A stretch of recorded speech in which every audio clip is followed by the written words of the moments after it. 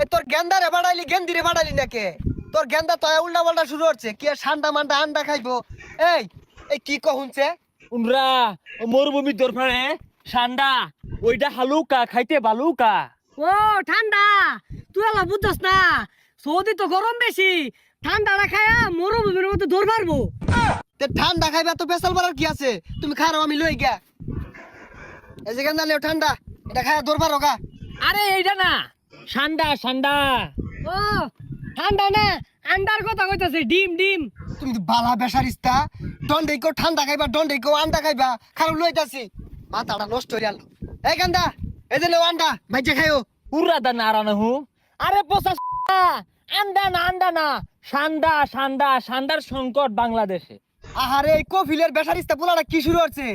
এই যে কি খাইবার চাও দেখাও বালা কইরা। আরে সান্ডা সান্ডা, এই যে আইবে বের তোর পারে জিমরা ভাই হরে এটা ধরে খা। কফিলের বুলার কথা আমি কিচ্ছু বুঝতাছি না, কি আর ঠান্ডা মান্ডা কইতাছে। এই গেন্দা, এটা ছবি থাকলে দেখাও। কোনো বুঝো না।